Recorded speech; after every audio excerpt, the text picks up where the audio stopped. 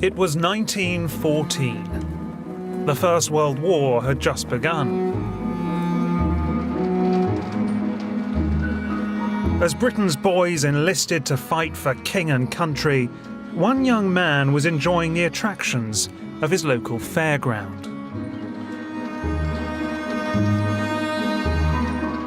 His name was Mark Gertler, an impoverished but precocious painter.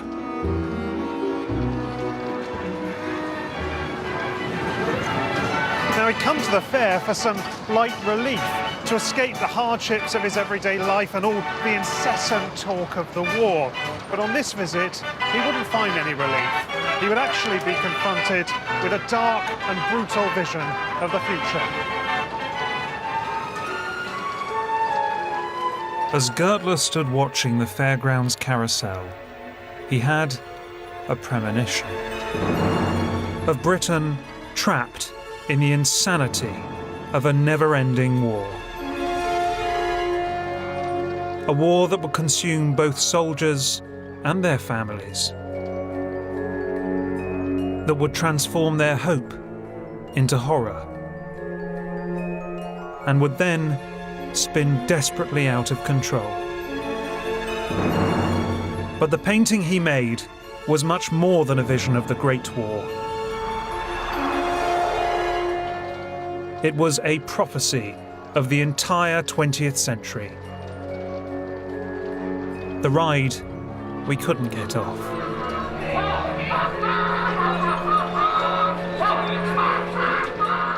And Mark Gertler was just one of a new breed of British artist who would help us make sense of the catastrophic century that lay ahead.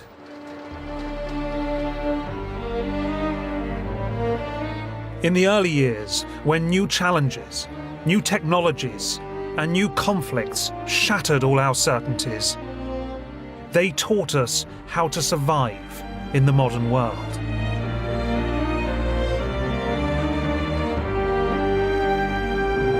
As our empire collapsed and the nation itself was under threat, they created an image of Britain in which we could believe and for which we could fight.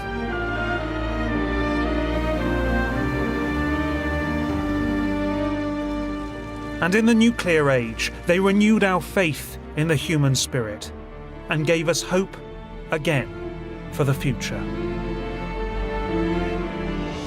As the rest of the world was out exploring abstraction, expressionism, and all these other new isms, our painters were doing something far more interesting. They took the best bits of modern art and then fused them with our own great painting traditions. The result was a uniquely British take on modern art, a glorious take on modern art. And I think it was one of the finest artistic movements in all of Western culture.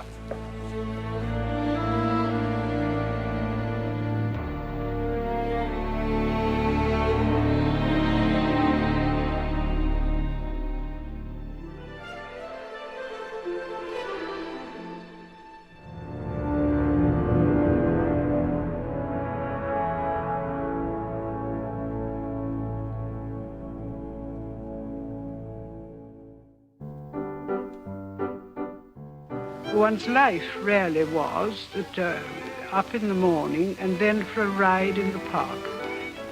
After that, tea perhaps at Gunter or somewhere, scrumptious little iced cakes and strawberry ices. For the privileged few, the Edwardian era was one long and lavish tea party. The table always had a beautiful white tablecloth on it and lovely silver and flowers. The largest empire in history brought them luxuries from all corners of the globe. And high society frolicked in wealth, splendour and decadence. Soup in silver plates, a fish of some beautiful sort with a lovely sauce. I must say it was apt to get a little cold by the time it came round. Theirs was a fantasy life. A fantasy that our painters were only too happy to endorse.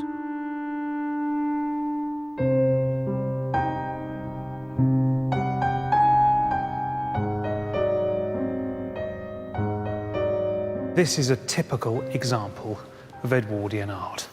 It was painted by Sir Lawrence Alma-Tadema, and he became immensely rich peddling lurid fantasies like this.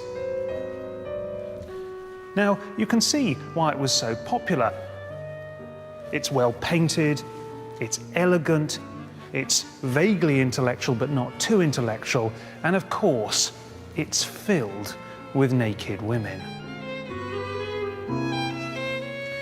But don't be fooled by its charms, because the truth is, this is really, really, really bad art.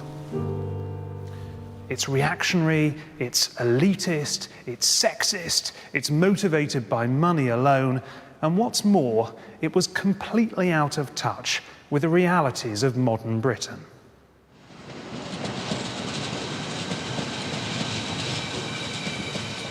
The realities were not so pretty. And in a grubby corner of North London, British art would finally start to confront them. And all because of a murder.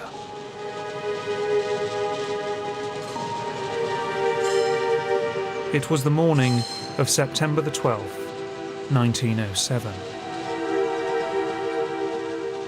A railwayman had finished his late shift and was making his way through the back streets of Camden Town.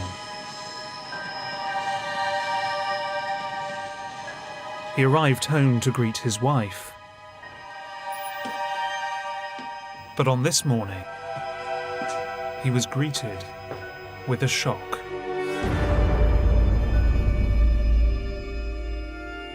This brutal killing became known as the Camden Town murder.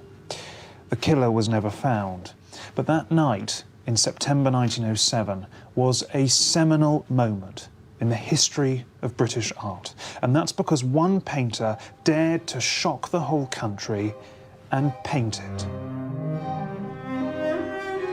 That painter was Walter Sickert, a man dedicated to taking art out of the Edwardian drawing room and into the real world.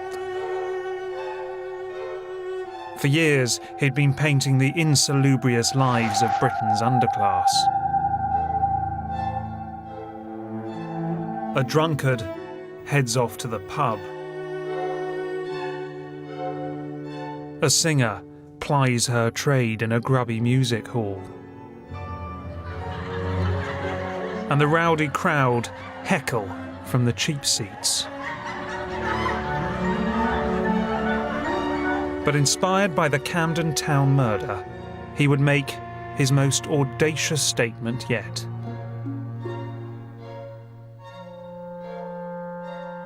This isn't really a painting. It's a crime scene. Indeed, at first, it looks like a rather touching portrait of a wife or a girlfriend dozing away in bed one morning. But when you look closer, you begin to notice that Sickert has planted all these little clues throughout the painting that gradually and together reveal something horrific. Why, for instance, is the woman wearing lipstick when she's asleep? Why is she wearing jewellery when she's asleep?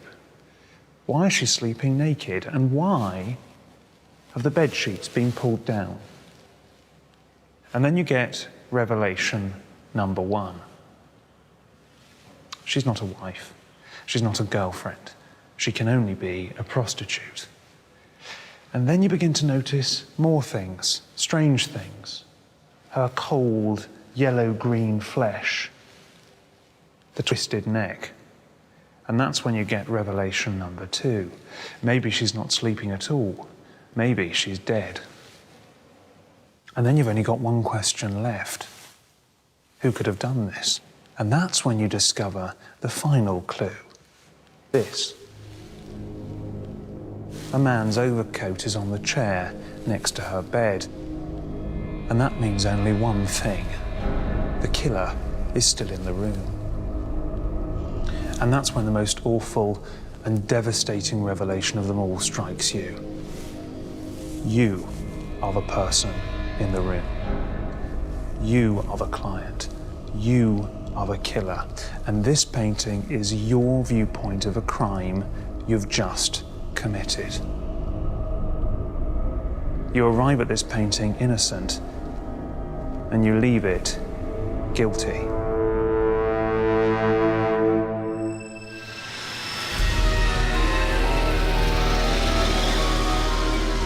For Sickert, the entire Edwardian elite stood guilty. Guilty of neglecting the poverty and violence that simmered in Britain's streets. But Sickert had one young devotee who wanted to go even further. He didn't just want to accuse Edwardian society. He planned to overthrow it. It was a diabolical plot, dreamed up by one of the most poisonous minds of the 20th century.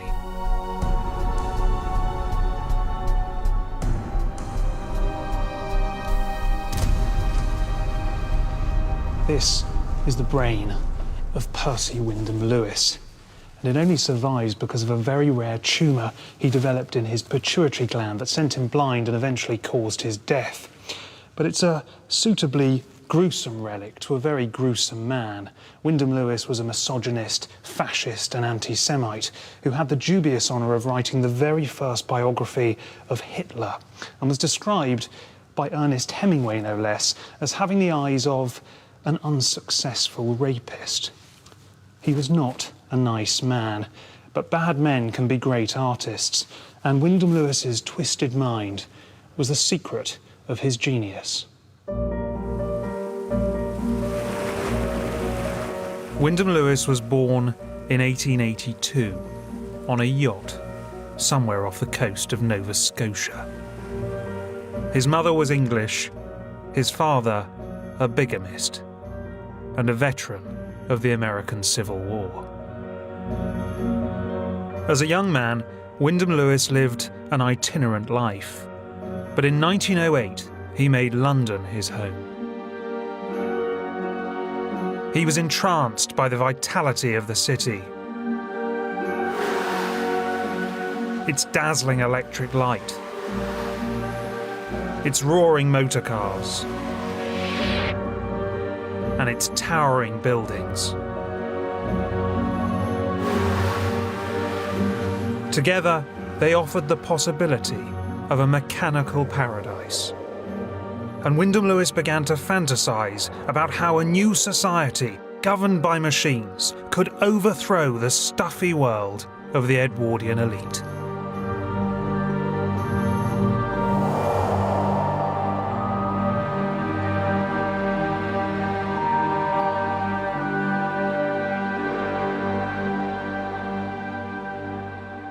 In every way conceivable, he was the enemy, really, of the existing status quo of the time.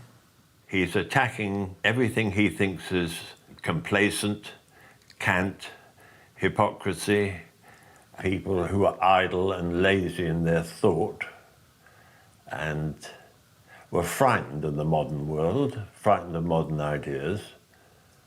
He considered himself to be extremely revolutionary, I suppose. And in Wyndham Lewis's revolution, the secret weapon would be art. In 1912, he embarked on a blistering series of breakthrough works that first announced his vision of the future. At the heart of them all was the human figure, but as never seen before.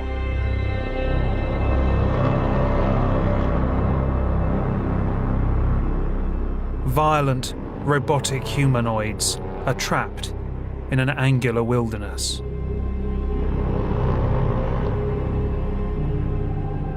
They look like nightmares. But they were Wyndham Lewis's dream of a mechanical world order.